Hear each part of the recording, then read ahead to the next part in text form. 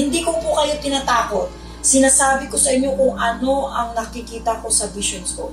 Ang gusto ko lang po ay maging aware kayong lahat.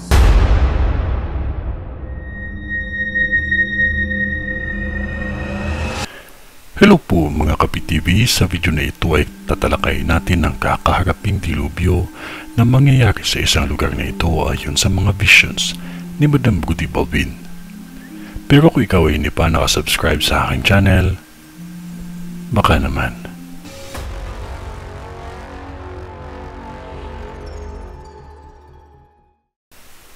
Mga residente dito, maging maingat lamang ang lahat, lalo na magpapasko. Dahil sa loob ng isang araw sa Luzon ay magkakaroon kayo ng 6 na sunog. Sa loob lamang ng isang araw sa magkakaibang lugar na sakop ng Luzon. Maging maingat ang lahat sa mga bagay na magiging sanhi ng sunog. Mga residente dito, may 2 sunog na magaganap sa inyo. Malaking sunog ito at malawak. May nasawi sa sunog na ito, lalo na sa lugar ng Cartimar. Malaking sunog ang magaganap dito. Sa mga bumibiyahe at sumasakay ng bus at jeep, lalo na sa mga residente dito, maging maingat dahil madami akong nakikita sa vision ko ng mga na-hold up. Maging alerto at mapagmatyag, lalo na sa mga bangko, hindi lamang sa lugar na ito, kundi pati sa buong Luzon.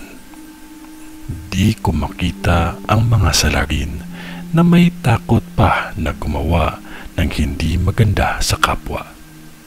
Maging maingat sa pagmamaneho dahil may nakikita ako sa vision ko na sasakyan na bumangga sa harapan ng bangko.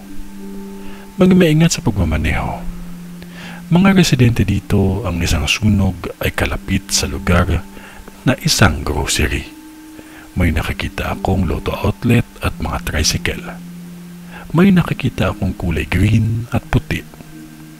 Magpapasko ang lahat ay nagmamadaling mag-deliver upang kumita. Mga rider na nagdi-deliver, maging maingat sa pagmamaneho dahil madami aksidente na rider na halos bawat aksidente ay may nasawi.